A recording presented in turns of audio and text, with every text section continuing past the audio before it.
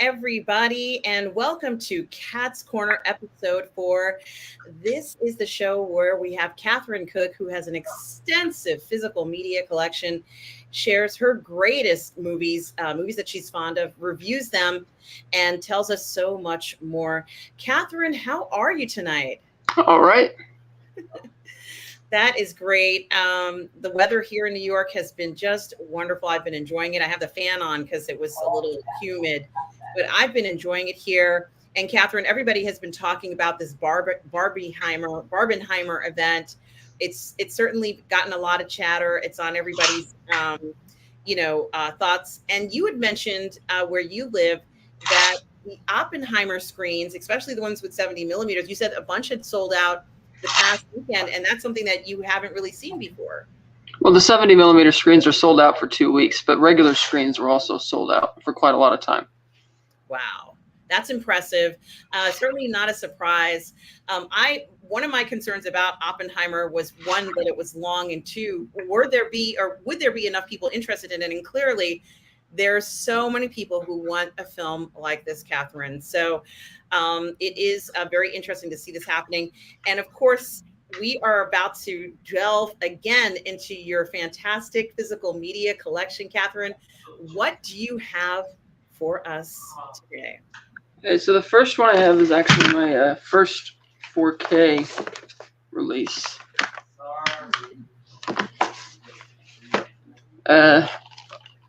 Cabin in the Woods. I'll see, this is not widescreen anymore. Let me put that. Oh, I'll put it on wider. Oh, there we go. Yeah.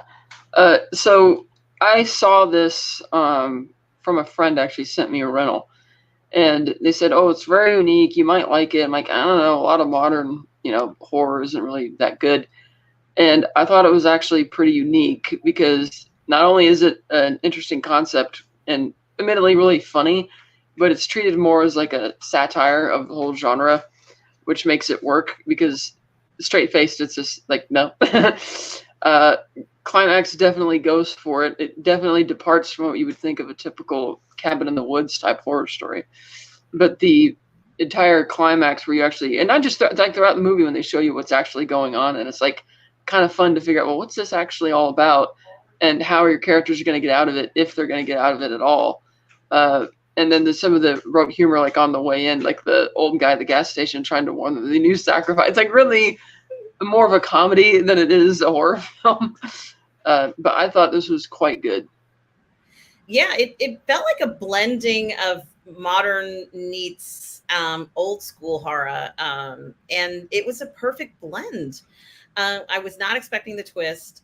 I felt that the acting was fantastic. You did not suspect anything while you were watching the first half of the film. It was a surprise. And I think it's really important to have, if you're going to go ahead and mix two things like that, that it needs to be a very smooth transition. And it was almost like you caught something out of the corner of your eye and you're like, hey, what was that? And it's that type of surprise that makes this film such a winner. I enjoyed it very much. My best friend had suggested it, and like you, I was very skeptical. I said, "It's like, I don't really know if I can do a film like that," but it was so much more, very creative. And I think a lot of horror film writers have tried to copy this formula. It really was unique, and I enjoyed it too. So that's an excellent pick. And you have it on 4K. You watched it on 4K. Yeah, that's how I first watched it. Yeah. Oh, wow, you're lucky. I haven't seen it in 4K. It must look amazing. All right. Right. Next one up is a classic, arguably the first horror film ever made, if not also one of the best. And this is one from actually Kino, The Cabinet of Dr. Caligari. Oh my gosh. Wow, that is going back. Is it 1950 or something like that? 1920. 1920, even farther back. So this is wow. Yeah, this is shot in 1919, released February 1920. Wow. German expressionism at its best. This has since inspired a lot of other films in terms of just the design of it. Employs like the frame story, unreliable narrator, twist ending, shocking twist, kind of a bunch of stuff that wouldn't really be reused by the genre until many decades later. but it's really, I mean, it's in black and white, but they did like add colored eyes to the prints afterwards to give you this weird sense. Like some of it's in gold or some of it's in blue, or there's bits of purple, and it's like trying to deliberately distort the story that's being told by Dr. Caligari to give you the hint that this might not be all saying, this might not be what you think it is. And the story is that this doctor's going to a carnival and he's presenting this somnambulist, sleepwalker type guy who starts going off and killing people, and it seems that the doctor is instructing him to do that, and you're trying to figure out what the big twist is.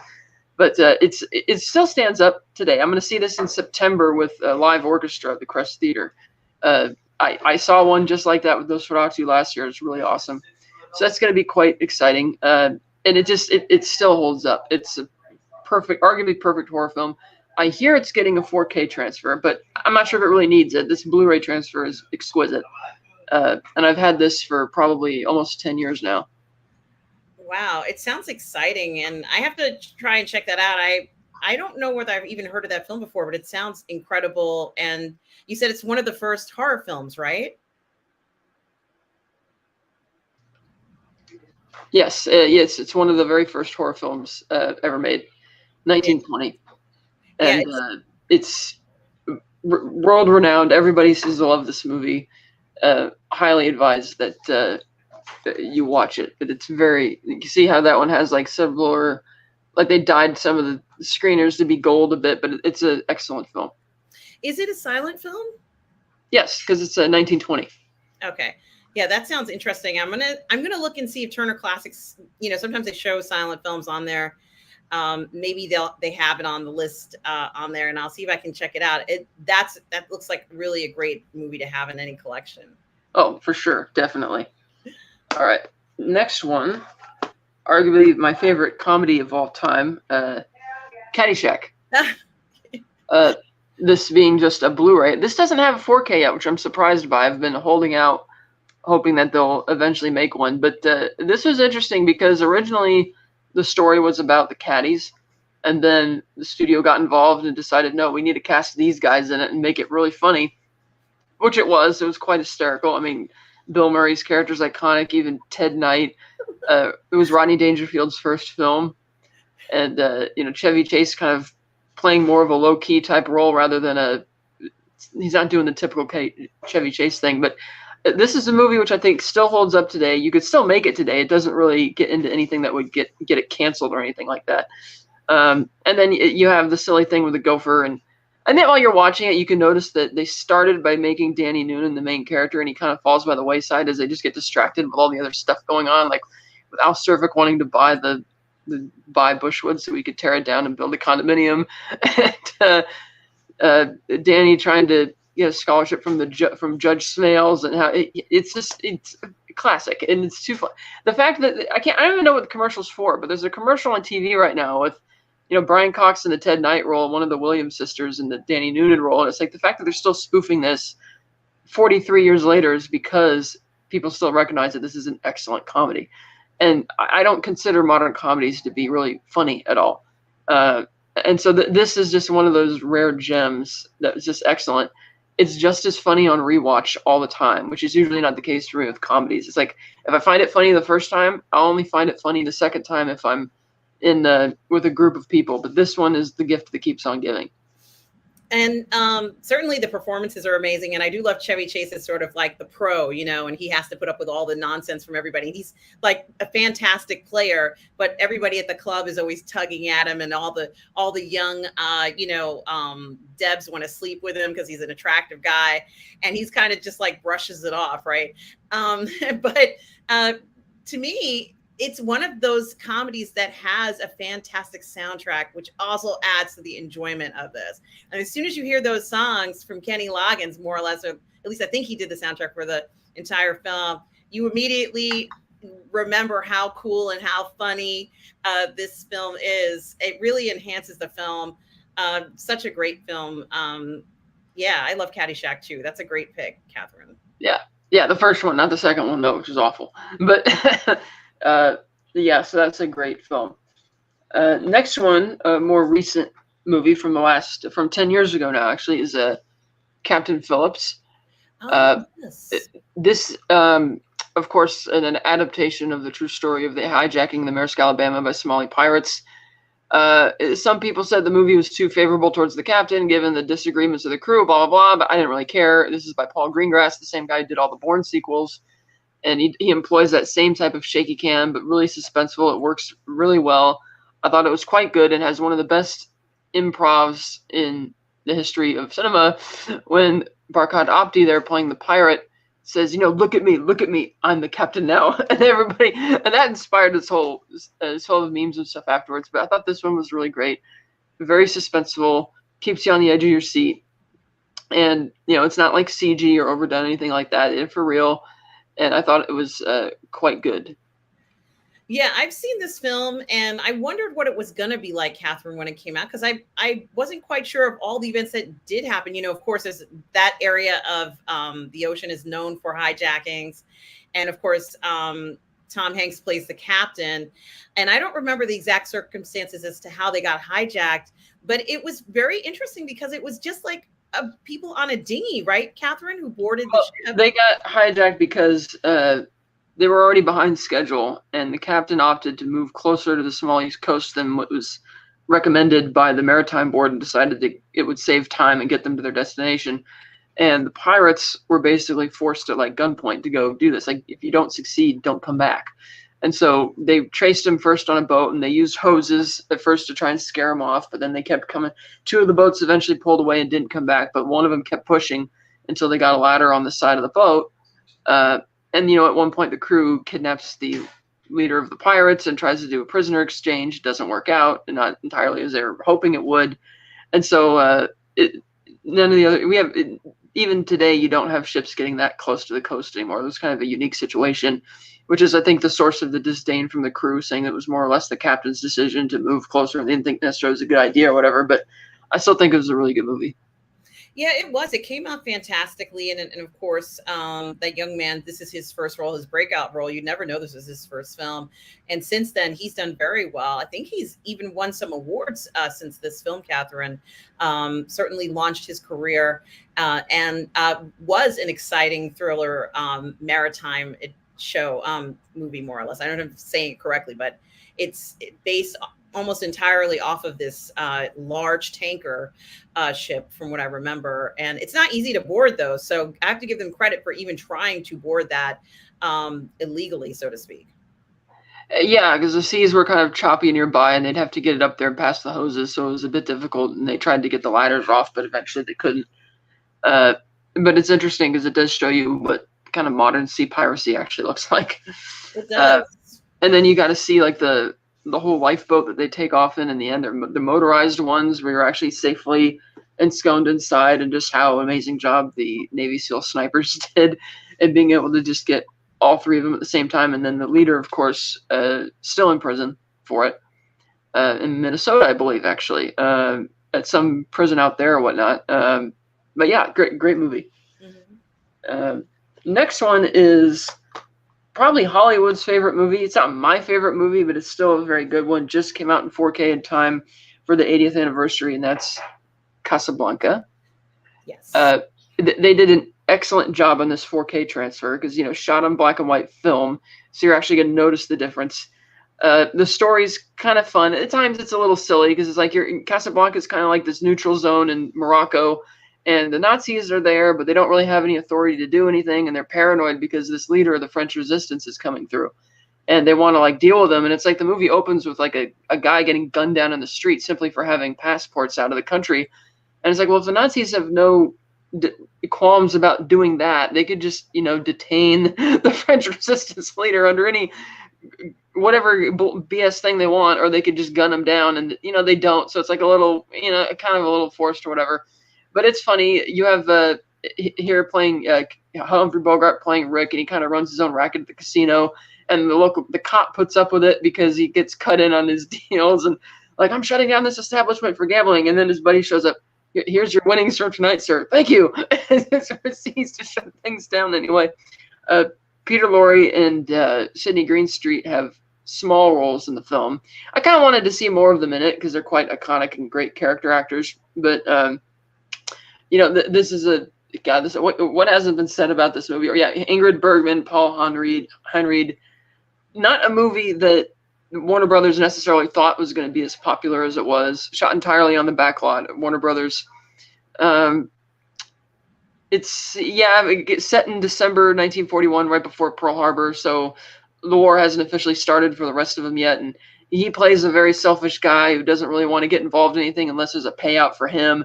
And she has to try and change his mind and win him over. And she kind of does in a very cheesy, 1940s melodrama type way.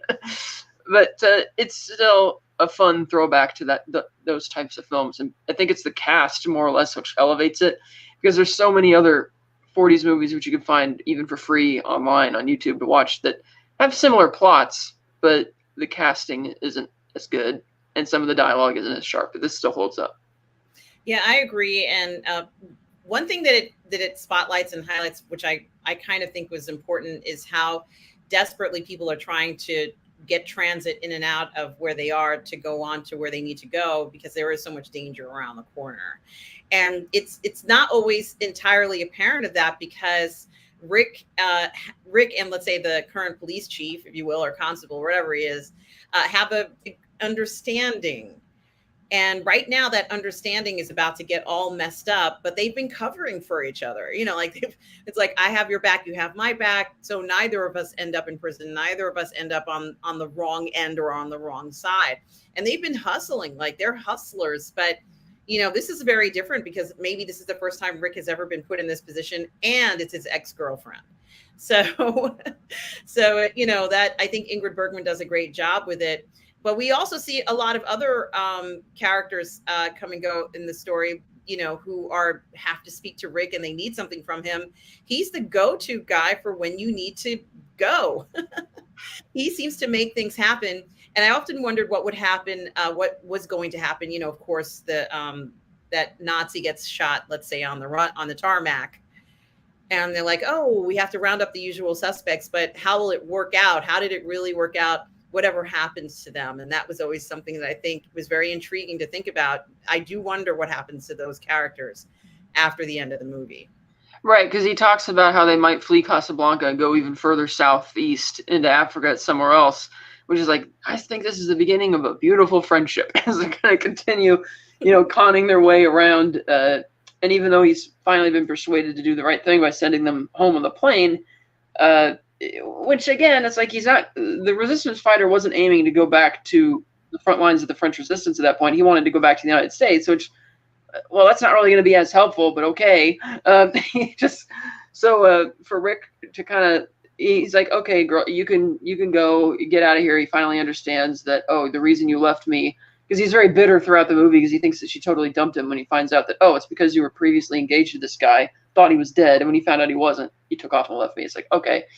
So that's kind of nice that he does that. But it does make you wonder, like you said, since they're going to obviously be corrupt about rounding up the usual suspects and just let it go, are they going to stay in Casablanca? Are they going to take off? There were talks that they might have done a sequel at one point, but then it didn't really come to fruition. And I remember reading a funny story that somebody decided to rewrite the script basically the same, but change the setting and the time period, and submitted it to the studios to see what they would think, and they all criticized the hell out of it for a lot of the same reasons that I've bringing up in the story, unaware of the fact that this is the movie Casablanca you guys all love so much.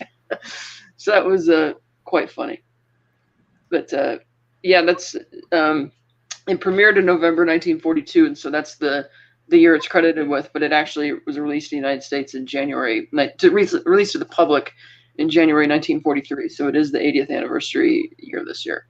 Oh, wow. Well, certainly it's one, if anybody who hasn't watched it absolutely has to watch. I think it's filmed beautifully. Mm-hmm. I think it looks authentic, and there's a bunch of films that feel like Casablanca, maybe Key Largo. There's a bunch of films made around that time that have that feel that many of the same actors are in, and I enjoy watching movies from that time period. Yeah, it feels like a movie which, even though they did shoot it on the back lot, it looks more real and believable than a lot of other films I've seen, especially a lot of modern ones even, where they shoot on a back lot. Sometimes you could just tell. But I thought Casablanca did a good job. Next one is a Scorsese classic, Casino, which is sort of his true / not true story about, crime family and their control of Las Vegas. 3 hours long, but I think it's paced rather well. It's like this whole crime epic with Robert De Niro and Joe Pesci as the leads, and then Sharon Stone back when she was really big. I remember seeing this movie as like a kid and not really being familiar with all the history behind it, but I was kind of intrigued as I was watching it anyway. And I always remembered the scene that stuck with me was like the ending when the Pesci character and his buddy get all beaten to death in the cornfield. And I was like, oh yeah, this is kind of a good mobster story. And it's sort of like, piggybacking in a sense off The Godfather, which is a movie that they had to get permission to kind of make for the mob, is you're going to do a real version of this. And Scorsese's kind of doing a more or less true to life version of the true story of the Vegas mob and its control of Las Vegas. And so that was kind of interesting that he was able to make that story. Yes, as Tom says, Don Rickles and Kevin Pollak as well. Yeah, there were quite a few people who popped up in this film. A great De Niro performance, one of his more iconic ones, I would say, is the lead mobster, and then Pesci, of course. I love Joe Pesci. Watch a movie like this, and it makes you wish he was in a lot more of them, because he came out of retirement for The Irishman, but I see a movie like this and I miss it. Yeah, Pesci's a natural, I think, in that type of environment. He seems to know how to operate a character very smoothly and flawlessly, and a character that understands where they belong in that, let's say, family, if you will. He gets it. And oftentimes, I kind of course, I'm thinking about him in Goodfellas, but certainly he's just wonderful. I think his diction is fun to listen to in a film like this. So certainly another fantastic film, Catherine. Yeah, and that's, again, one that's on 4K, which I got for a good steal. And that looks a great 4K transfer as well, because, of course, it's shot on film. And they made sure to do a good job with it. So that's highly recommended.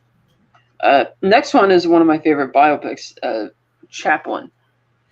Richard Attenborough film with Robert Downey Jr. as the lead. I thought he should have won Best Actor for this. He was nominated. So this basically covers his, Chaplin's golden age and his later years, and when he had to leave the United States, and it basically covers his entire life story. And I think it was probably Robert Downey Jr.'s first real dramatic role, because up to then he'd done a lot of like 80s comedies and like a couple of 90s early action stuff, but this was like a first really good biopic that showed you his acting chops, which you haven't seen too much of, because he would disappear for Hollywood for a long time, came back for Kiss Kiss Bang Bang, and then went off and did the MCU forever, and only now just came back with a great performance in Oppenheimer. And so it's movies like Chaplin and Oppenheimer, which to me remind me of why he's a really great actor, and I want to see him get more roles like this. But I thought for telling the Chaplin story, it was really quite good. And they did film in a lot of the original locations, such as Name Valley, where they shot Modern Times. They filmed there, which was kind of neat, and it felt also like a movie that was a bit more authentic to its time. But it's a very good film. Yeah, and I remember when this film first came out, and I wondered how Robert was going to do in it, and he did do a great job. And I have to rewatch it, Catherine. It's been ages since I've seen this. And you mentioned Oppenheimer. I thought he was fantastic in the Strauss character in that. He was nominated, as you said, for an Academy Award for this role in Chaplin. And I think he's a shoo-in for a nomination for the Strauss character in Oppenheimer. Two very different roles. And honestly, the Chaplin role, I think, had that physical element to it, right, Catherine? So if you're... Well, yeah, because with Chaplin, it's more versatile, because on the one hand, you see him playing the characters that Chaplin played, but you also see Chaplin, the man, throughout the years and how he changed. And he's covering all of that, because he also plays him in old age even. So, I thought it was a very versatile performance and worth the price of admission, if you will. Very good. Yeah, I agree. It is a fantastic film, and I need to go ahead and pull that out of the library somewhere and watch it, because I remember seeing it and I was amazed by Downey's performance. Mm-hmm. Let's see, anniversary. Next, from my Steelbook collection, this one just put out on 4K last year. Carrie. Oh wow! Look at that. That looks amazing. Wow. That looks amazing. Oh, Yeah, wow. it's man. This was a movie, of course, based on Stephen King. Even the disc art, I got I have to look. based on Stephen King's first, um, based on his first novel. As the story goes, he Mhm. didn't think it was very good, so he threw the novel away. And then his wife Tabitha pulled it out of the garbage. She's like, "No, this is really good. You finish this." And so he finished it. And of course, one could say the rest is history. But of course, this is the classic story of the girl with like all these demonic powers who's constantly tormented by all the other girls in high school, and eventually gets her just vengeance against all of them. You have, of course, Sissy Spacek the lead role. You had PJ Souls leading the the group of girls who are like constantly tormenting her, and it was I mean it's like a horror film basically, and it does have some pretty graphic scenes in there, but at the same time that ending, it's like, man, vengeance is sweet, and you just love to see it, which is so surprising given how tonally the movie is like trying to be this very dark and depressing, almost like horror thing, but then you get to have this wonderful ending where it's like, yeah, she dies, but she gets her justice. She gets her justice and vengeance against her tormentors. And it did have a like a small town feel, and I think they tried to remake this film once or twice. It didn't have that feeling. Sissy Spacek really feels quite innocent Mm. in the film too, even though she has these powers. Like she's very innocent and very, I'm not going to say sweet, but inexperienced in so many things. And her mother is overbearing, and and I like the way the mother uses her expressions to kind of confuse Carrie. But Carrie goes to the library, like she's like, I'm going to make something of myself. And of course, this is not how it turns out. John Travolta is in it, right? Right, Catherine? Am I correct in that? I think so. Yes. And I remember there's a scene where he has to kill the pigs in order to get the pig blood. I think that's what it was happening. And I remember thinking to myself, well, it's a pig farm. They probably got a lot of pig blood somewhere. But I was like, no, maybe they actually do need a lot of it from what they're planning. And I still remember the scene where the girl has the cord in her hand and she's kind of like tugging on it, like, like, like it's, and I'm like, this is really good. She so wants to like mess this girl up big time. And then the slow motion parts, Catherine, after the bucket's pulled and everything comes out, and her date gets hit in the head with the bucket. It's like a cascade event, a domino event of horrible things. And the teacher just like screaming at the top of her lungs. And it really was done so without any distractions or anything, just so purely scary that it's just amazing to watch even now. I in a sense had the opposite reaction at the ending, because I loved the fact that she kind of, that's where she finally freaks out and just does them all in. I'm like, yeah, it's awesome. Because you can root for characters like that in a movie and for them to do evil things. But I like how you brought up the fact that when people like remade it, the characters aren't as good. I think that's a problem which plagues a lot of horror remakes or prequels or whatever, is that they don't capture the same magic of the original. They're kind of banking on brand recognition to be all they need, and the characters are kind of bland. And it's not throwing shade on the actors who play them, but there's nothing to the roles to, beef them up and make them memorable anymore. Or they just add a lot of extra gore if it's remakes from like the early 2000s and stuff. There's nothing. They just don't have that charm. But the originals are really great, and Carrie is. I mean, God, just look at this design. It looks so good. That looks so good. It's just so. Just completely just completely insane, and it's like, wow, like if you saw this in a store, I mean, I pre-ordered this, but it's like if you saw this in a store, you're like, I have no idea what this is, but I have to see this movie. Yeah, I agree. This next film, one of my favorite Spielberg films of the last 20 years, and it's actually over 20 years old now, Catch Me If You Can. Oh, I love this film, Catherine. Yes, this is a Blu-ray copy, standard Blu-ray. I like this retro steelbook artwork, which is kind of cool. Mm-hmm. So this film is, of course, based on the highly embellished life story of Frank Abagnale, who basically ran away from home when his parents got divorced, started bouncing checks and forging checks and impersonating different people to try and, you know, run around the world as a teenager and basically have fun living up that 5-star, you know, Pan Am type life, if you will. And Tom Hanks plays the fictionalized version of the guy who is charged with going after him on this case. And it's funny because he's constantly getting outwitted by a teenager. And of course, DiCaprio's in his 20s by now when he's playing it, but that's fine because that was back in the era when they did that. But it is kind of funny how Tom Hanks's character, Carl Hanratty, is constantly thinking that this must be a mastermind criminal who's doing all of this. And then when he's at like the scene where he's at the diner and he's talking about all this and he mentions the name Barry Allen, the waiter's like, "Oh, Barry Allen, yeah, he's the Flash." And it's like, what? He's like finding out that it's not nearly as compelling as he thinks it is. And, you know, they have the phone calls that they make to each other each Christmas Eve, which is kind of fun. Embellished, of course, but fun. And it's funny because at the end of the movie, when he's finally caught and offered the job at the FBI in exchange for not going to prison, it says that, you know, he started his own firm, helping people detect fraud and makes a lot of money, millions of dollars a year, that he goes around consulting and lecturing about this type of stuff. And it's kind of odd because in reality, he was actually in prison most of the time that he claimed to be out in the world doing all of this. He never impersonated a doctor. He never impersonated a lawyer. He only rode jump seat on maybe 2 flights with Pan Am. He never flew with them. He only forged 2 or 3 checks with Pan Am. He basically, true to being a con artist, highly embellished his life and told his bogus life story on game shows that you saw, like in the movie, just because nobody does any fact checking on those types of programs. And then he eventually wrote like an autobiography about his life, and it sounded exciting. Who wouldn't eat it up? And he eventually used that to parlay his way to success.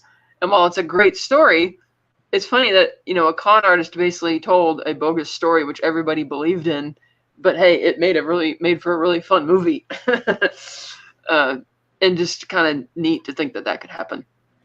It really did make a fun film. And you know, of course, the Pan Am, you know, going to the old, I guess they have one in California in LAX.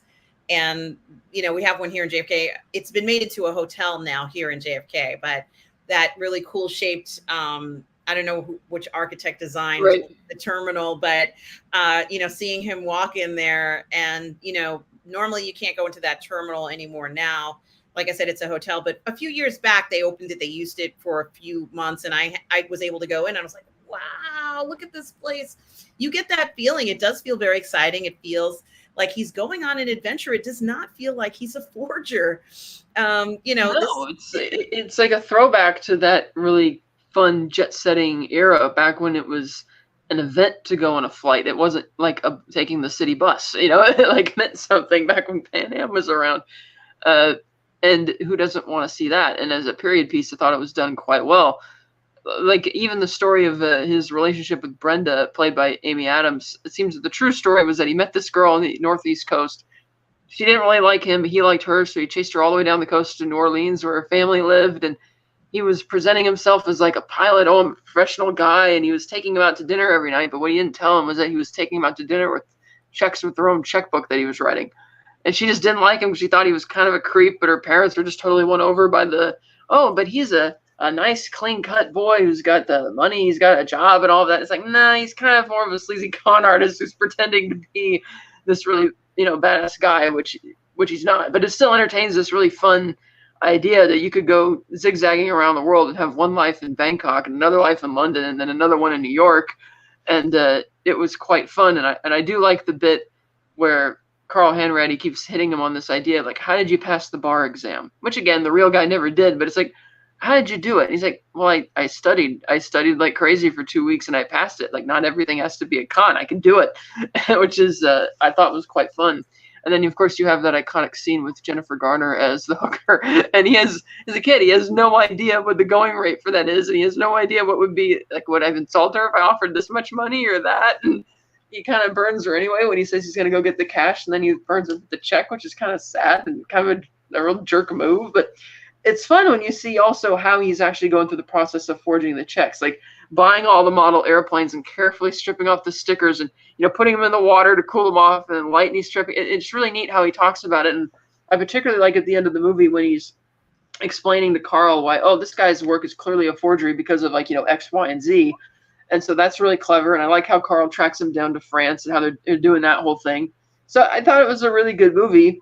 And I remember that he did say that the way that Christopher Walken plays his father is a guy who's in favor of, being a con artist and having fun, getting one up on a guy. And the real Frank said his father never would have been like that. And if his father lived, he would have been very upset with his son for doing that. But it was still quite a fun way to characterize that relationship. And it's so sad when you hear that, Carl lies to him saying, oh yeah, you can come back and you can see your dad, knowing that he can't see his dad because he's dead. And then he runs home to his mom's house and sees that she's moved on and had another life and doesn't really remember or care to remember. Like even when she comes outside and sees that it's him getting arrested, she doesn't say anything.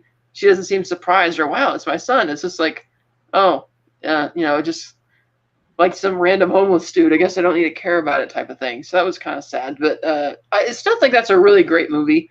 I don't know if I assume it was shot on film. It'd be nice if it got a 4K, but I think that's a really great film of his that doesn't get mentioned too often in Spielberg's filmography, but I think it's one of his better ones for sure. Yeah, it certainly is. And it was actually made into a musical, I think, even.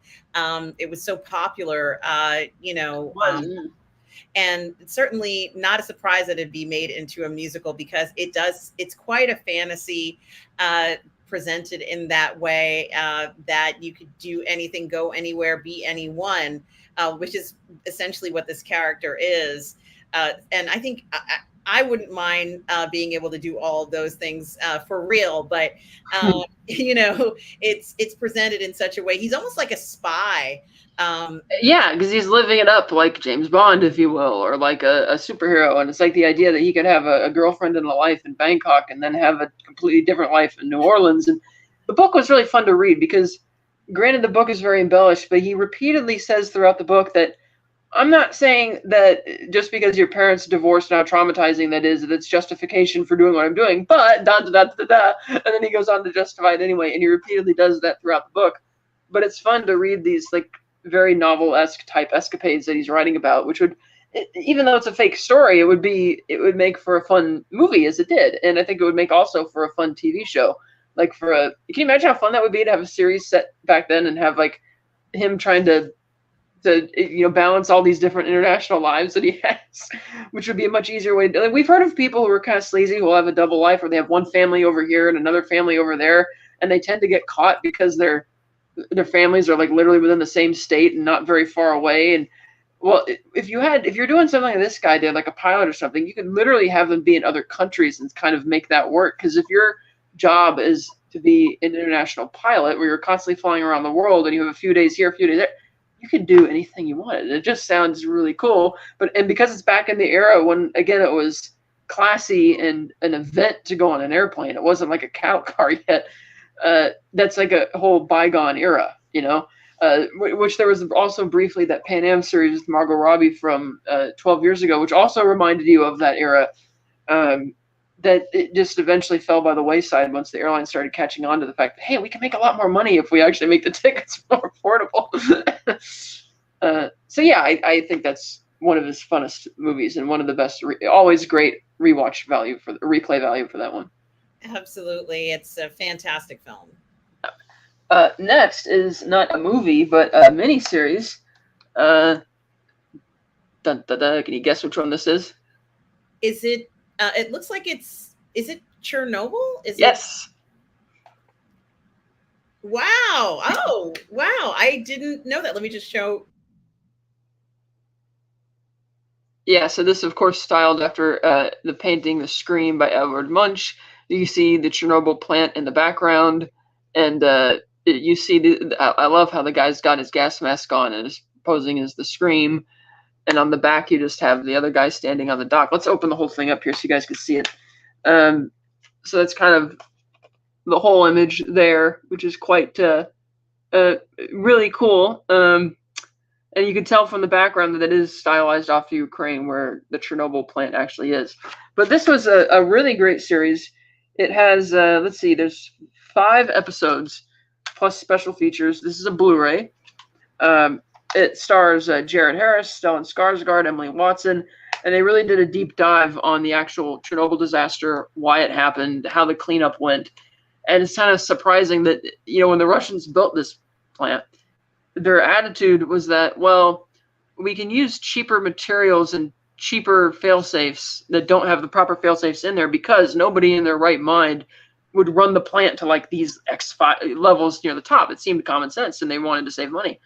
Well, it turns out that during the night in question, one of the guys at the changing of the operator decided to didn't know that the plant didn't have those fail-safes built in, so he wanted to push it to full capacity. And the other guys are saying, this isn't a good idea. He's like, dude, there's a fail-safe. It's not going to matter. Just do it. Let's see put the plant through the motions like we're supposed to. And then, of course, you have the meltdown. The fact that they were very irresponsible, not reporting it for quite a long time, and the fallout that you're seeing, and the evacuations, and then the fact that they had to send in like coal miners to try and dig out from the core. And I don't know if they actually mentioned it in the film, but you do see the scene where a few coal miner guys without the proper hazmat equipment, without any of that, go all the way deep inside to where the core is to try and clean this stuff out.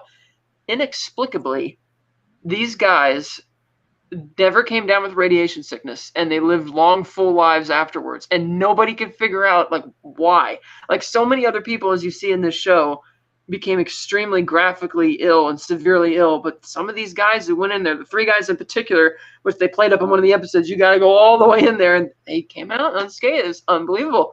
But you seen where the water situation where they had to turn those water dials manually? Was it those guys? Okay. Yeah, they had to go all the way down in there, and it's crazy when you look at the pictures before it happened, when you see just how huge this reactor was versus the force of the blast just knocking this massive lid off its hinges, and why eventually they had to build like a whole radiation dome to kind of encase it for quite a number of years. It's not as dangerous in terms of radiation there anymore. You can get reasonably close to the plant, but not necessarily recommended. And the whole town, because it's been abandoned, is like a ghost town, and you'll find like bears living in the apartment buildings and things. And it was very, you're getting into the whole bureaucracy of it, and how, of course, the government wants to cover their asses about it. And that you have like one line I'll never forget where he says, well, why worry about something that's never going to happen? It's like, well, it's that type of attitude which leads to problems like this. And I thought Stellan Skarsgård, I thought, was really great as one of the chief investigators. Jared Harris, the scientist, was great. You do see some historical revisionism in the hearing that happened later where, oh, he's trying to sound more noble, and actually, no. But, they dramatize stuff like that for TV. But I thought it was a very well done series. I like that they didn't shy away from just how horrific the effects of this were. And they did do their homework, at least on the instances of why it happened.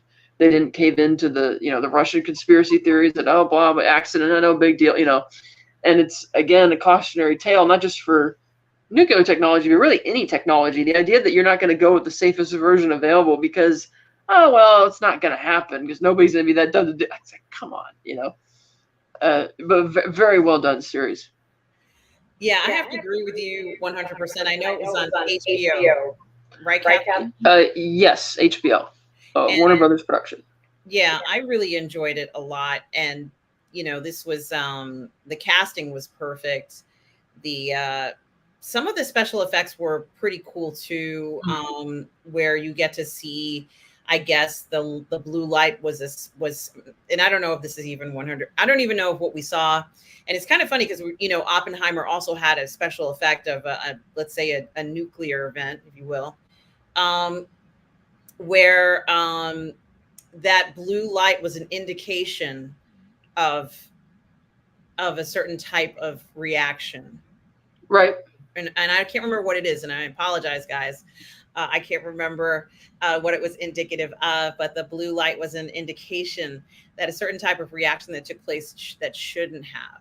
Yeah, and it's kind of shocking when the state says, well, it couldn't have exploded. That can't happen. And the experts there, he's like, sir, it happened. I'm looking right at it right now. He's on the phone.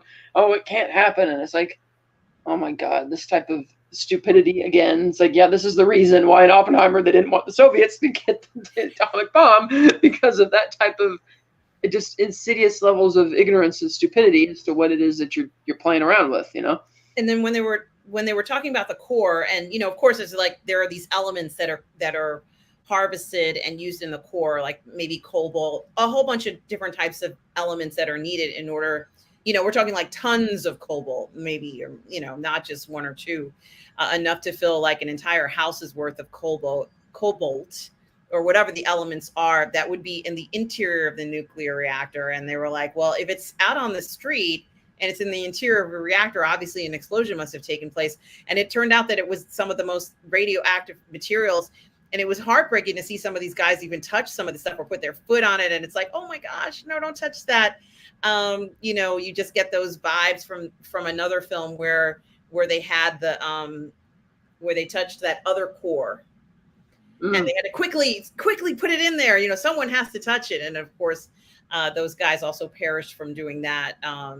But I think they did a good job graphically. And of course, there were some radiation, some very delicate radiation disaster scenes, meaning from human injury, human harm. I never know how to describe it. They were severe radiation burns, and they looked fine, Catherine, didn't they? When they came right out of there, they looked fine. And that works, yeah. And most of the people who died from radiation in the atomic bombings died probably within 3 weeks, because they didn't display the symptoms necessarily immediately. It took a while to set in, and then the ones who did survive, some of them were fine. Others had radiation-related problems for the rest of their lives. But in Chernobyl, it's even worse because they're just walking right in there because they don't know what, oh, yeah, let's go handle this. And granted, you had the same thing with the American nuclear tests before they knew of radiation. They would just send guys in right after the explosion to survey what happened, not realizing just how dangerous it really is. And I admit, Catherine, that, of course, I knew, and I could see in the story that they had to send people in. Like, I'm not surprised that they had to send people in, and often it was like almost approaches a suicide mission. It's just actually seeing these men go in is quite alarming and quite shocking, because obviously it really did happen, and they have the videos, which we can watch, because somebody filmed some of this stuff in real life. So, they stuck quite accurately, let's say for the sake of artistic license, to what it looked like in real life. So when you look at the videos of the actual event with, what did they call those guys? Operators, or what were they called? The firemen? I think they were the firemen. And they go in there and they take the photographs of what's called like the elephant's foot, which is just the pure, how huge this big radioactive blob is. It's just melted the entire core and fused it to the concrete. And it's like, oh geez. And you're standing like right there taking that picture. And it's one of the most radioactive. It's a new material. It's a creation of the reaction. So it's a new material that's never existed on Earth or something like that. Highly radioactive. They call it the elephant's foot. It scares me even talking about that elephant's foot. Just like Trinitite at the Trinity test site. It was a completely unique, brand new mineral created from the effect of the radiation blast interacting with the sand and turning it into its own glass mineral rock casing. That is like wow, It is terrifying.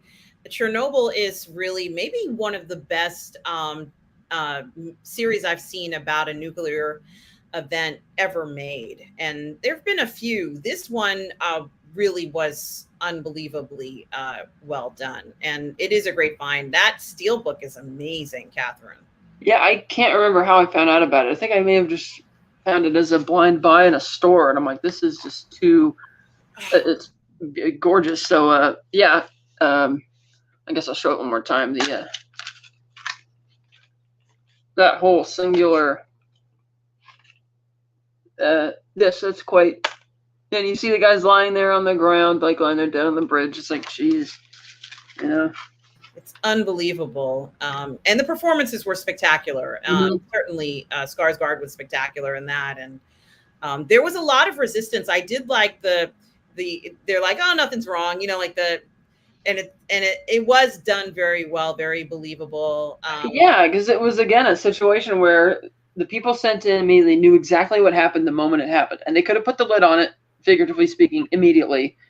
And it's because of that, state-run media. So, this can't have that type of stubborn stupidity, which is the reason, again, why they shouldn't have things like nuclear weapons and stuff like that. That's why, that was treated as such a big deal in Oppenheimer that, Robert, they have the same exact bomb that we had at Trinity. And it's like, and so that just sums up why. And as Tom says in the comments, yeah, Russia made their own version of Chernobyl, of course, full of historical revisionism, much like that hearing late in the later episodes of the series. That's like, yeah, it's no. Agreed.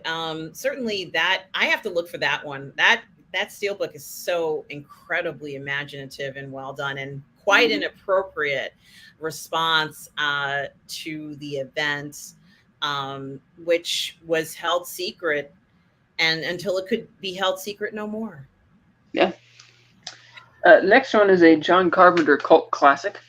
Doesn't get mentioned as often along with a lot of his other movies like Halloween or Escape from New York or The Thing, but I think this one, another neat find, Christine. Yes. Let's see, what does it say on the front? It says, if you're looking for a standard vehicle, then Christine isn't for you. Yeah, it lists all of the things that are written in the print ads when the kid buys the killer car. And it's a completely silly type of plot, but because it's John Carpenter, it works. It's like, why is this car coming to life and killing people on behalf of the driver, and we're tormenting him? And it's like, what's going on here? But it's just something that defies logic. You can read that on paper, and it's like, no, it can't be done. But John Carpenter finds a way to do it. It certainly is. Christine is attractive looking. Like, yeah. So this is something that I think is interesting. Is it's a killer that you're not expecting, as an attractive looking vehicle that it really does kind of become an entity in a sense, and it's almost unbelievable what's happening. But I think the reason why it feels even more unbelievable is because it's a car from that era where it feels like there's so much innocence. And it wouldn't be sort of like a car that would have any bad intentions. It was a time of optimism, a time of prosperity in the United States, and anything that comes out of that time period should be something that shows the best that the U.S. can be. And it is kind of interesting, that dichotomy. You almost like you want to trust Christine. So, yeah, it is exploring the dichotomy there of, it looked innocent times back there, but was it? Yeah. The dangers of nostalgia. Absolutely. But that's, it's a fun movie when I watch it, when I think about it, but I admit it's not up in my upper tier of Carpenter films. But yes, I read Sean Holmes' comment there in the chat. Yes, before Charlie Sheen and his movie The Wraith, there was Christine. That's quite true. Mm-hmm. All right, this next one is an Eddie Murphy comedy classic from 1988, Coming to America. Oh, yeah. Oh, man. That was such a big hit, Catherine. It was. And it's like a simple, almost Cinderella-esque type story of this guy playing the prince of a fictional country, and he's come to America, and he doesn't like all this, the celebrity status and being waited on constantly. Whereas his friend, played by Arsenio Hall, kind of loves it. And sure enough, he finds that he has more of real time discovering himself working at like a fast food joint alongside and and falling in love. And it's like a simple romance type story where you have James Earl Jones and just a scene stealing performance as the king, and everywhere he goes they leave the flowers behind him, which is like a good warning sign for him when he sees that he's coming. And his father's just so like derogatory towards people that are like lesser than them, which makes it like really funny. But it's like, again, it's a classic type fairy tale where no, prince, no, son, you have to marry into the royalty, and this has been preordained, and blah blah blah. And how you see when he's being waited on constantly, and he's talking about how this isn't a good enough life, and it's like so funny because he's commenting on it while he's being pampered up the yin yang, when instead he just wants to live amongst the people, and if that involves going to a drug deal or going to a seedy area of town. But it's sweet and it's funny, and a film you could still make today. It's kind of family friendly, and also just really, I thought it was quite funny and fun. It was. I remember very specifically when he was in the palace, and they presented him with his bride, and it was quite a fanfare.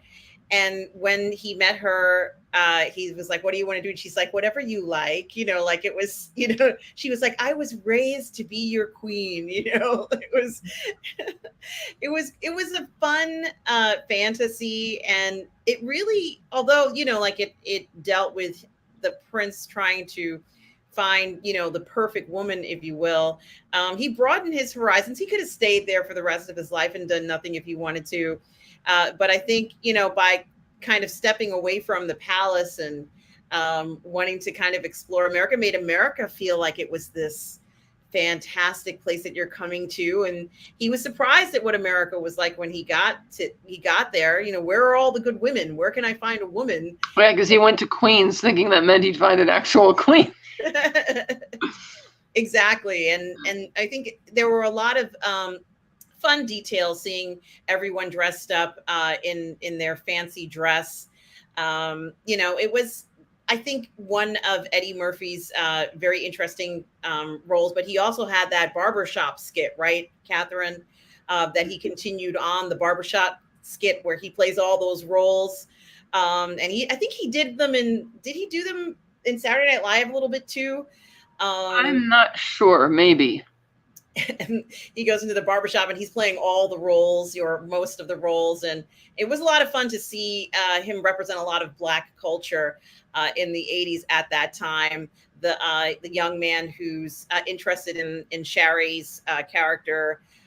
He's doing everything he can to give her father a good impression. And the father owns this McDougal's restaurant. I liked how they were just totally riffing on the fact that they couldn't use the name McDonald's. It's like try and push it to the brink as much as we can, as like a sticking it to them for not letting him, hey, it would have been free advertising, but no, we'll just do this instead. And God, what's his name? As the other coworker at the restaurant. Oh yes, I know who you're talking about.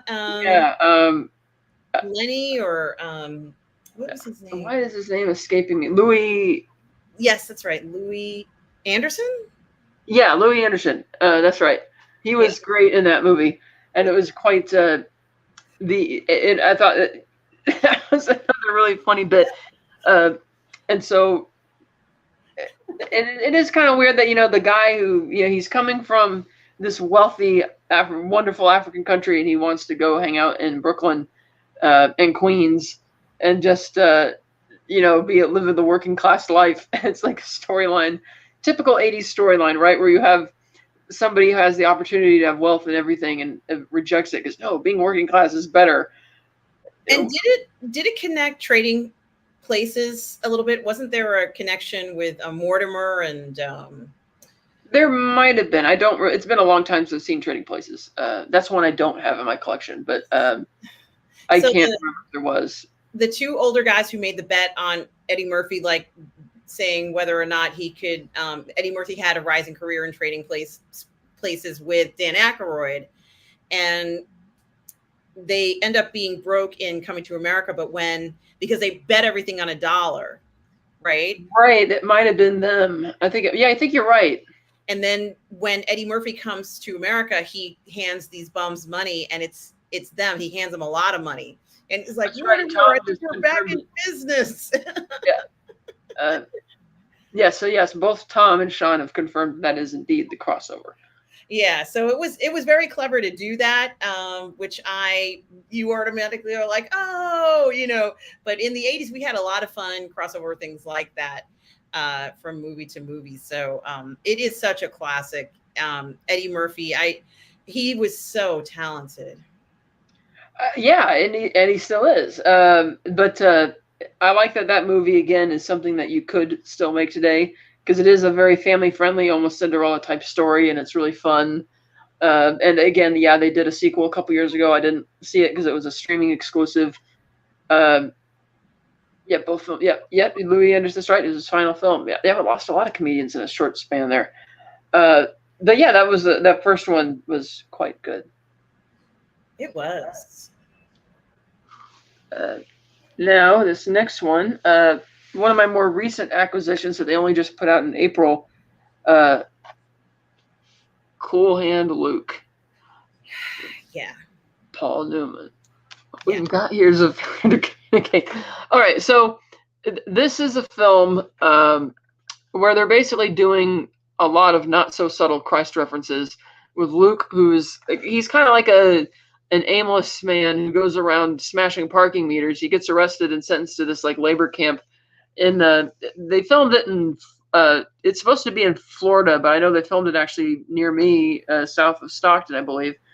And he shows up at this camp, and there's like a hierarchy of the different guys there, and you have George Kennedy kind of playing the big guy on campus, so to speak, and everybody is trying to get to Luke somehow because Luke is not bothered by any of the guards. He's not bothered by the other camp guys, and he participates in like the boxing matches that they do out in the yard, and he keeps letting himself get beat to a pulp, but he keeps getting up every time, and but it's funny because the movie, again, it's doing all these Christ references, like the laying out like a cross on the table after they do the challenge of eating all the eggs for one of the bets, and when they escape in the end, and he gets betrayed by his friend as if it's Judas or whatever, and gets killed for it, and I'm thinking, okay, you're doing all these Christ-like references, but Luke doesn't really seem to stand for anything or anybody other than himself. And that doesn't mean he's bad, but it's not like he's standing for anything noble either, to keep making all of these Christ references throughout the film. And so I thought that was kind of interesting that they kept doing that, even though he's not representative of anything. And you see that his mother comes to visit him at one point, being driven up in the back of a truck, and he's talking to her, and it's like, okay. And when he learns she eventually dies, and people kind of pity him for that. And you see the sadistic acts of the guard: dig a hole here, now dig it over there, and now dig it back over here. And how they don't trust that he'll run away, and even though he hasn't broken any laws, they lock him in the hole anyhow. And of course, much like a lot of classic lines are delivered in movies, they don't seem like a big deal at the time. When the warden says, "What we got here is a failure to communicate," and that's something that Luke repeats that much later towards the end of the film, making like a mockery of it, and it's understood that he's probably going to get killed this time as they're driving off. And I like how he does motivate everybody though when they're doing their work out on the road. He's like, we can do it faster if we do it this way. And it's not something that he does necessarily for their benefit. He just does it like, hey, let's just do this and be more efficient at it. So I like the performances, and it was a decent story. But for a movie that keeps trying to make that clear reference, that Christ analogy all the way through, I wasn't really seeing it as a valid connection to make, because he's not really being selfless or doing anything for the benefit of the others. He's just kind of living in his own little world. And you could tell he would very often prefer it if people would just leave him alone. And, I almost wonder, like, is he a victim of his circumstances? Because, his circumstances are in that scene, Catherine, when you talk about where they have to dig. And then his attitude is, well, if I have to be a ditch digger, I'm going to be the best damn ditch digger that there ever was. It's like, we're going to show them how good of a ditch digger we can. We're going to take our medicine and like it. I wasn't quite sure, almost to a point, how far it was going to go and why he had that type of an attitude, when most prisoners just want to kind of lay low and do their work and get on through the day and count the days till they're getting out of prison. So I don't know whether he wanted to give the impression to the guards that you can dish it out, I can take it, and I'm going to like it, and you're going to hate me for liking. You're going to hate me for having right, because it's not like he was there going to be there for very long, because all he did was smash some parking meters, but he's there now and he doesn't really care, and he's just kind of checked out in a way, like he's just checked out of life. It's like, okay, whatever happens, okay. And so for the movie to try and make him seem like this patron saint when you're not really doing anything to be worthy of those numerous repeated nods, it's like, and again, not being subtle about it at all. So it's like, I get it, but why are you making that connection with this character exactly? And George Kennedy's character, Dragoline, who I love, was one of my favorite George Kennedy performances. He doesn't betray him in the way that Judas betrayed Jesus in the story. He genuinely thinks he's saving Luke's life by convincing him to come out. He doesn't realize that they're probably going to kill him. Whereas in Judas's case, in that story, he was selling Jesus out to the authorities to probably be prosecuted, killed. So again, making that very clear reference in the climax didn't really work for me either, because the context is completely different, at least from Dragoline's perspective. but so that aside as being a bit weird, I thought it was quite a good film, and a great iconic performance from Paul Newman, and of course George Kennedy is one of my favorite character actors, so I really like that. Yeah, the performances were great. I also think the cinematography in this film was also very good. Life in the prison and chain gang idea of things. There And were also quite a lot of actors, notable actors in like background roles. Again, Harry Dean Stanton there, amazing there. Whereas the guy who played the warden, I always forget his name. He wasn't somebody he was like a run of the mill character actor that was used in a lot of Hollywood productions, but he wasn't like a big. This was arguably his most famous role. But even as the warden of the prison, yeah, he does a couple bad things to Luke, but he's not, in a sense, completely vilified because he keeps giving Luke all these chances.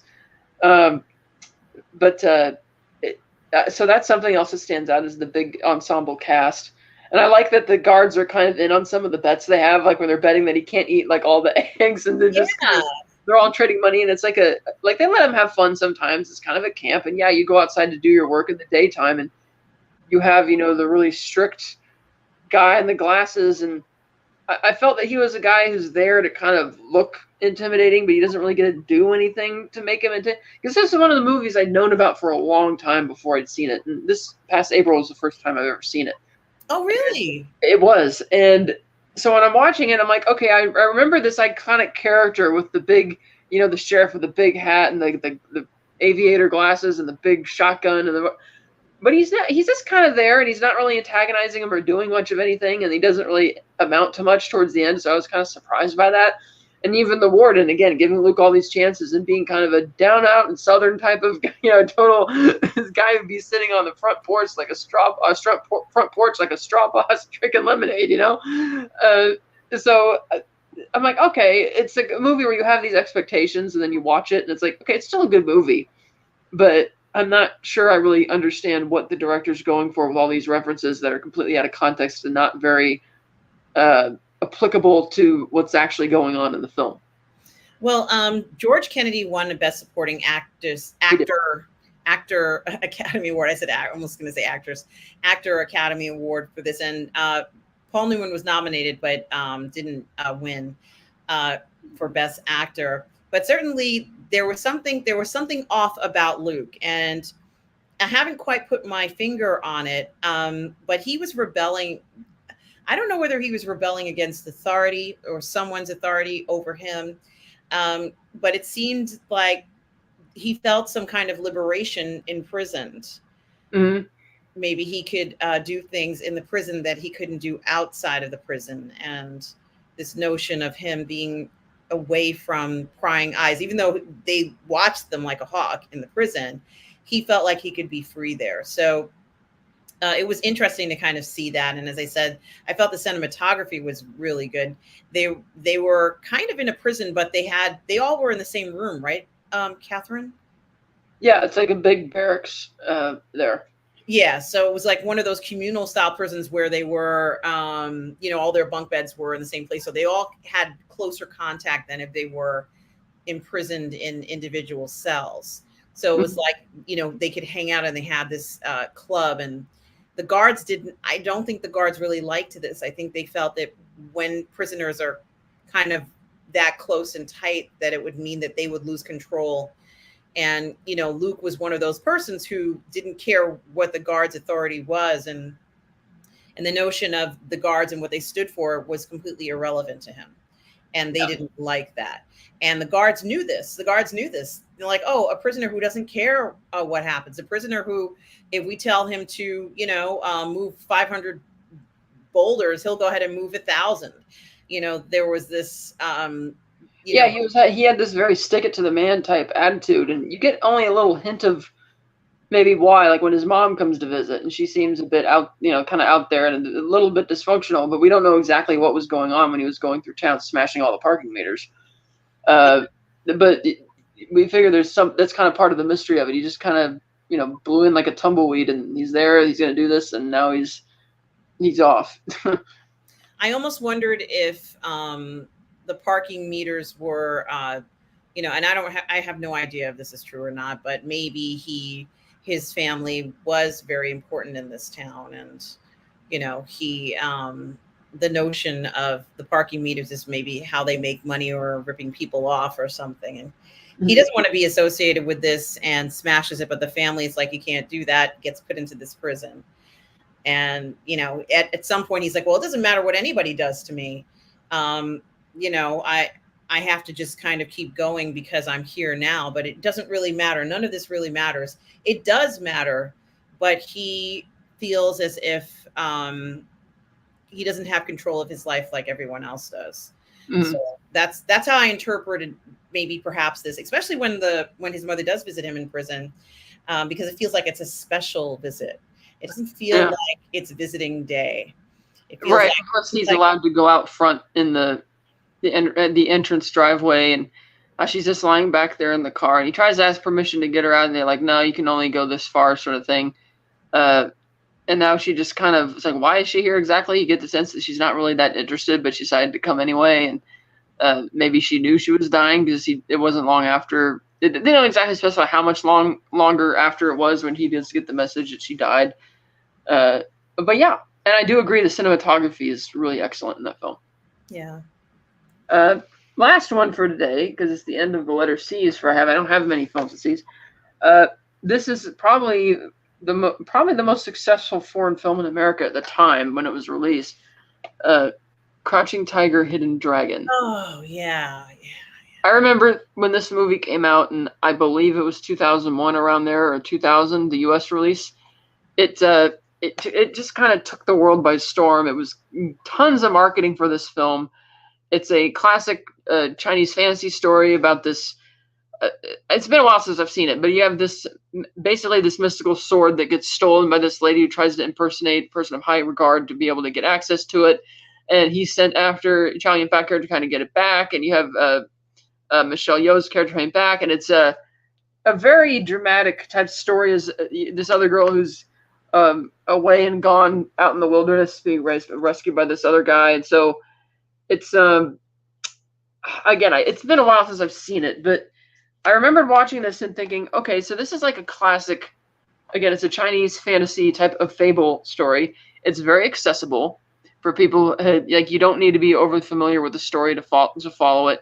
You had, of course, the iconic, very fantasy elements, like when they're able to run through the air and fight in the bamboo forest in the sky. The music was incredible. The acting was top notch. It didn't feel like some type of cheesy fable thing. Like, it was elevated so that it actually felt like a legit, really great drama. But it does play around with time quite a bit in terms of when they're showing you what's going on in which storyline. And again, I can't remember if it ended up winning any awards at like the Oscars, but I know that it got quite a lot of attention during award season in general. And again, it was one of the most successful foreign films in American history to be released in the United States, and getting the amount of attention that it did. It put Chow Yun-fat in the map for Western audiences, and because he was already at that time like one of the biggest stars in China. And yeah, he'd already been in a few American action films and stuff. But and then it was reintroducing Michelle Yeoh to American audiences as well. She had already been in a Bond movie a few years before, but that was like something more in her wheelhouse. So it's a very I thought it was quite good. Yeah, there are these incredibly talented martial artists, and Michelle Yeoh, Zhang Ziyi, Chow Yun-fat. All of these guys are certainly had this blockbuster hit, and they even showed this film, and I'm sure you remember this, Catherine, I think in Mandarin, and you could go and watch it with subtitles because people wanted to see it in Mandarin. It was so popular. There were so many screenings of this film. They made a big deal out of it, and it deserved it. And then I think there was a sequel to it many years later or something like that. And if I remember correctly, Zhang Ziyi's character is supposed to marry someone and she runs away. But there's a woman who she's been secretly training with. And this woman knows the power that Zhang Ziyi has because she has this special sword. And the sword is very, very special. And Michelle Yeoh plays a woman who is, I guess, like a bounty hunter, maybe, or on the road as a bounty hunter, something like that. And she comes across Zhang Ziyi. Zhang Ziyi runs away from this woman who's pretty much been manipulating her ever since she was a little girl. And it's actually kind of hard to watch the woman manipulate Zhang Ziyi. She's also a famous martial artist, the woman, I can't remember her name. It was played so well. I loved the sword play. I love anything with swords, and it was just a martial arts extravaganza. It was great. Yes, there were those incredible scenes where she has the sword. I can't remember what it was called, the sword of destiny or something like that. And it felt like it had this vibration. Remember, Catherine? It was like it had this cool vibration with it. So Zhang Ziyi kind of could use it, but she didn't know its power. And yeah, she stole it because she was going to hopefully try and get some money out of it, and she eventually gets tracked down and like, actually, you should really give this back to us. This is what it means. And she's like, well, maybe I get back if you could teach me some of the power, type of thing, you know. And so it is a great kind of like a classic fable, and with the dramatic type of ending of the falls. And I was kind of sad because I thought that for sure, given the sword's power, that she was going to use it to resurrect the guy. It's like, of course she's going to use it for that, and then she doesn't. I was like, that's kind of sad, you know. And the idea that there is an assassin who's trying to kill a number of the people in the story, not just to get the sword, but maybe revenge on the young girl. And how that ends up happening. I think she goes on to play Memoirs of a Geisha after this, or maybe she did it before, but she had a huge career. And of course, Michelle Yeoh, everybody knows her from, well, she was famous already, but everybody, you know, like this year with her winning for Everything Everywhere All at Once, you know, it's not a surprise she would do a film like that, especially in the manner of the movements of the film. But I just love Michelle Yeoh. When I first saw her, I didn't even know who she was at that time. It was the first film that I really saw her in. And did she do the Good Luck something, the Luck Book, or Luck Club? Yeah, was she in that as well? Ooh, I'd have to look that up. I'm not sure, but that was much earlier. That was like 94, I believe. Mm-hmm. And then this, I believe, was around the year 2000, I want to say. And then Memoirs of a Geisha was like 2005. Mm-hmm. So yeah. And certainly at that time, I don't know whether people thought that this movie was going to be so popular, but boy, it was incredibly popular. Yeah, like you said, the fact that people preferred to see it in Mandarin was also really good, because to me, there's nothing worse than a foreign dubbed movie. It's awful. Don't watch it dubbed into English or whatever your native language is, dubbed into that language of just watch it in whatever language it's supposed to be with subtitles. It is so much better. I agree. And I also was going to say that it also, you know, we had been seeing tons of Jackie Chan style comedy films. And he had dominated a lot of the box office when it came to action and any kind of martial arts action for a long period. But this was quite a step away from that. And not that Jackie Chan couldn't also do it. I'm sure Jackie Chan could probably be, and has been in films like this too, but this was very different from the comedy style martial arts we'd been seeing for a while during that time period. This was a very different style, and it did very, very well. I remember going to the theater to see this a few times and really loving it. Mm. Yeah, I didn't see it till some years later. Because I remembered the big marketing explosion around it and this reception, but it took a few years before I finally got around to seeing it. Mm-hmm. Well, it's an excellent film and an excellent selection tonight, Catherine. Thank you so much for sharing that with us. Catherine, where can people find you? I mean, Slice Night at YouTube, Instagram, Twitter. Find me on the Fantasmagorium Show YouTube channel.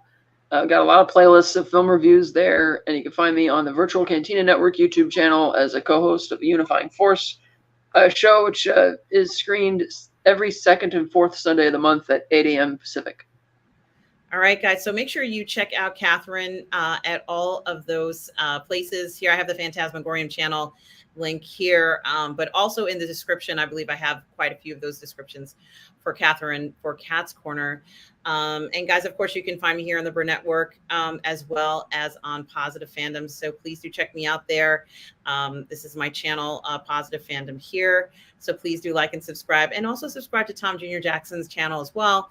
Tom Jr. Jackson, my moderator, collaborator, and good friend, We are all goof people. Tom has his own YouTube channel. Please do check that out as well. Catherine, thank you so much for joining me tonight. It was another fantastic episode of Cat's Corner. I can't wait till the next one. Everybody out there, thank you so much for watching. And we will be back, of course, with another episode of Cat's Corner. But until then, everybody, always remember, no matter where you are in the galaxy, always remember to please be kind. Take care, everybody.